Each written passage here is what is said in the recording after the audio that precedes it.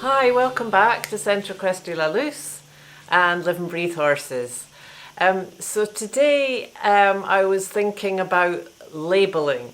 I was having a conversation with a student recently about the way of approaching the horse. So we started talking about this thing of putting labels. I think this goes for horses, also for people, for children. I guess it has its place, but I think often it can be dangerous. Maybe that's too strong a word. But it's the thing of approach them like you want them to be. So, for example, if a horse is labelled as being grumpy and dangerous, if you approach him thinking he's going to be like that, you can almost create that by the way you treat the horse.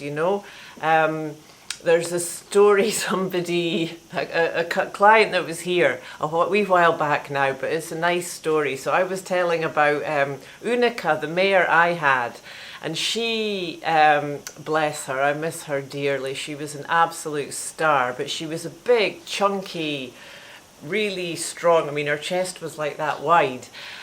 So people would kind of assume that she had this stoic, calm character. And actually she wasn't like that at all. She was really quite highly strung and skittish under that big, round, soft, cuddly exterior she had. And this girl said to me, oh yeah, it's like a mare we had that was really pushy, and she said with this stallion-y, boyish kind of behaviour, that she wasn't very feminine at all, this mare. So she said that they bought her a pink head collar and rope, and that really helped, and she became much more feminine. So I'm sure she did. But of course nothing to do with the pink head collar and rope, because they all looked at her and thought, oh, look how pretty she is with her pink head collar, and approached her with that idea. We all know the thing about the word assume, that you make an ass of me and you. So it's when you assume somebody is a certain way. But I think with horses, it's really important.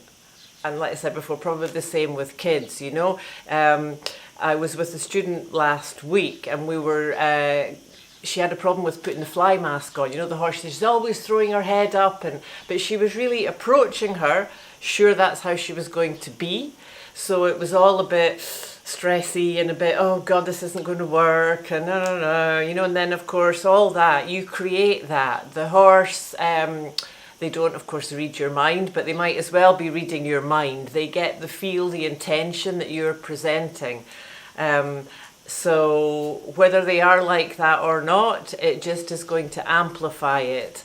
And by saying that, you can make them be like that. And nothing's fixed, everything's open to change.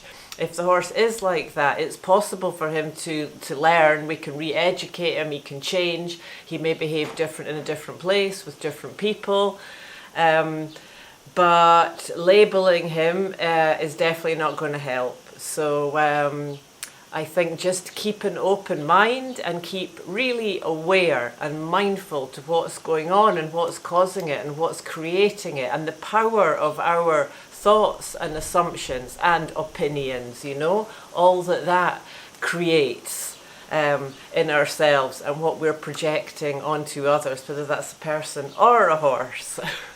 So, yeah, this is something that comes up quite often in quite some situations, and because, like I say, I was chatting the other day with someone, I just thought it was worth having a little video about. So thank you very much for being with me today, and keep tuning into the light.